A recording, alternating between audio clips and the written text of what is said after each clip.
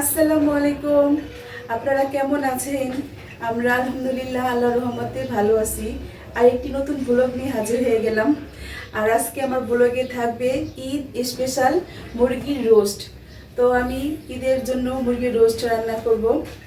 অনেকে আমাকে কমেন্ট করতেছেন যে আপু তুমি ঈদের জন্য কিছু রান্না করে দেখাও আমাদের। তো আমি ভাবতাছি মুরগির রোস্টটাই প্রথমে রান্না করি, যেহেতু ঈদের ভিতরে সবাই কিন্তু এই রোস্টটা খুব বেশি পছন্দ করে। তো আমি এই যে দেখেন এখানে মুরগি ধুয়ে কেটে সুন্দর করে পরিষ্কার করে নিছি। আর এই যে এটা হলো সোনালী মুরগি। তো আজকে আমি এই মুরগি দিয়ে রোস্ট করব। আর আগে আমি এখানে দেখেন এই যে তেল দিয়ে দিছি। আর এই যে পেঁয়াজটা আমি ব্যবস্থা করব। তো এখানে আমি পেঁয়াজটা ব্যবস্থা করতে দিয়ে আর এইখানে এই যে আমি এখন মুরগিটা একটু মেখে মরিচের গুঁড়া দিয়ে আর এই তো অল্প একটু লবণ দিয়ে মুরগিটা আমি এখন ভালো করে হাতে মেখে নিব। পেঁয়াজ বেরেস্তা করে নিলাম। এখন আমি পেঁয়াজগুলো উঠিয়ে নিচ্ছি, বেরেস্তাগুলো পেঁয়াজের।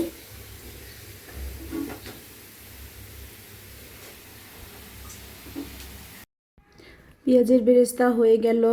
এখন আমি এগুলো উঠিয়ে আমি এখন মুরগিগুলো ভেজে নিব। আর এখানে মরিচের গুঁড়া দিয়ে ভাজবো। মরিচের গুঁড়া লবণ দিছে, হলুদের গুঁড়া দেওয়া যাবে না। এখন আমি ভেজে নিব। আপনারা চাইলে মরিচের গুঁড়া না দিলেও চলে, শুধু ভাজা যায়। তো আমি দুইবারে ভেজে নিব এগুলো আমি হালকা করে ভেজে নিছি, দেখা যাচ্ছে। আর এখানে আমি আরও বাকি মুরগি ভেজে নিচ্ছি। এখন আমি মুরগি রোস্ট রান্না করব। কী কী মশলা রেডি করলাম সেগুলো একটু দেখাচ্ছি। তো দেখেন আদা রসুন বাটা আছে, এটা কিন্তু লবণটা একটু ভিজা গেছে আর কি। যাই হোক, এটা হলো আলু বোখারা, মরিচের ফাঁকি নিছি, তারপরে এই যে এলাচি লং দারচিনি এগুলো নিছি, এটা টক দই নিছি, এটা পেস্তা বাদাম, আর এখানে জিরা জয়ফল জৈত্রিক আর সাদা গোলমরিচ সব একসাথে বাটা আছে। এই হলো সব মশলা। আমি এখন সব মশলা একসাথে করে পেস্ট করে রাখবো। মুরগিটা ভাজা হলে বাকি মুরগি তারপর আমি এটা মশলাটা দিয়ে দিব। আর এই যে এখন দিব সস। আমি এখানে চিলি সস নিচ্ছি। বাস আমি এখন একটু পানি দিয়ে এটা পেস্ট করে নিই।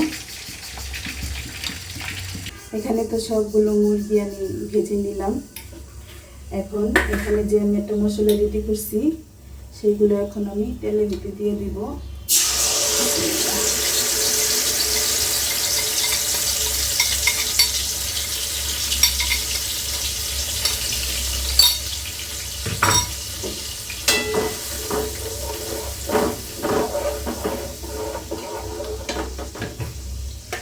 আর এই যে এখান থেকে আমি কিছু পেঁয়াজের বেরেস্তা দিব, আর কিছু আমি পরে দিব রোস্ট হওয়ার পরে।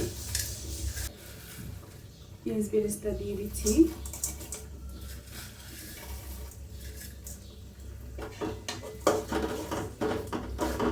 এখন আমি সব মশলা একসাথে ভালো করে কষিয়ে নেব। আমি এখন একটু কাঁচামরিচ বাটা আর একটু পেঁয়াজ বাটা অল্প অল্প করে নিছি, সেটাই মশলাতে দিয়ে দিব। তো কাঁচামরিচ আস্তাও দেওয়া যায়, আমি এবার একটু বেটে দিলাম, তাহলে এই যে ঝোলটা আরও ঝোলটা গাঢ় হবে। মুরগির রোস্টের ঝোলটা কিন্তু সবাই পছন্দ করে, আমার ছেলেরা অনেক পছন্দ করে, তাই আমি এখানে একটু পেঁয়াজ বাটাটা দিলাম, একটু কাঁচামরিচ বাটা, তাহলে ঝোলটা একটু বেশি হবে আর একটু হালকা ঝাল ঝাল থাকবে ঝোল। আমি তো এখানে মুরগির রোস্টের জন্য মশলাটা ভালো করে কষিয়ে নিলাম। এখন আমি দিয়ে দেব এই যে ভেজে রাখা মুরগিগুলো।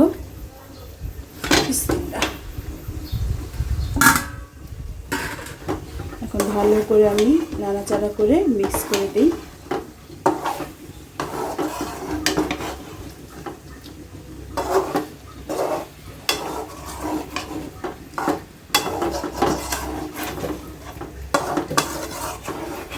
চুলার জালটা একটু মাঝারি আছে রাখবেন, বেশি জোরে দিলে কিন্তু নিচ দিয়ে পুড়ে যেতে পারে। তো আমার এই তো মশলার সাথে মুরগি ভালো করে কষানো হয়ে গেছে। এখন আমি লিকুইড দুধ দিয়ে তারপরে আবার একটু কষিয়ে নিব। একটু পানি দেওয়া যায় তো ইচ্ছা আপনাদের। এখানে আমি গুঁড়া দুধ পানি দিয়ে জাল করে নিছি। আর এখন এটা ভালো করে এটার সাথে মিক্স করে নাড়াচাড়া করে দিব।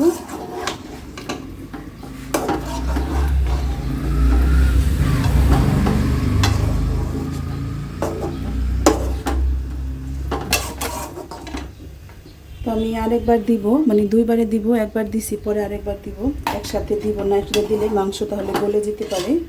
আমার তো মুরগির রোস্ট রান্না শেষ হয়ে গেল। দেখেন কত সুন্দর হয়েছে। আমি এখন এটার সাথে ঘি দিয়ে দিব। আর ঘিটা চাক্কা হয়ে রয়েছে, সমস্যা নেই, দিলে এটা গলে যাবে।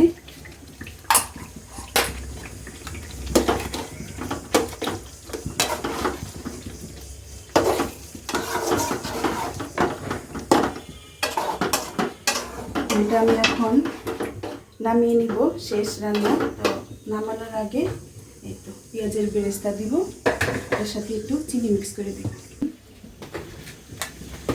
তো পেঁয়াজের বেরেস্তার উপরে চিনিটা দিলে তাহলে পেঁয়াজের বেরেস্তা তিতা লাগে না। এখন আমি একটু চিনি দিয়ে এটার সাথে দিয়ে দিব, তাহলেই রান্না শেষ হয়ে গেল আমার মুরগির রোস্ট ঈদ স্পেশাল। আমি এখন পরিবেশন করে দেখাচ্ছি আপনাদের। চুলাটা নিভিয়ে দিলাম, রান্না শেষ। আমি তো এই তো ডিশে সার্ভ করে নিলাম। আর একটু উপর দিয়ে পেঁয়াজের বেরেস্তা দিয়ে দিচ্ছি। তো কেমন হলো আমার ঈদ স্পেশাল মুরগির রোস্ট? সবাই আমাকে কমেন্ট করে জানাবেন। আর আমার হাতে আর কি কি রেসিপি আপনারা দেখতে চান সেটাও আমাকে কমেন্টে জানাবেন। আর ভিডিওটি ভালো লাগলে একটা লাইক দিবেন, শেয়ার দিবেন। আর যারা আমার চ্যানেলটা সাবস্ক্রাইব করেন নাই, সাবস্ক্রাইব করে আমার পাশে থাকবেন।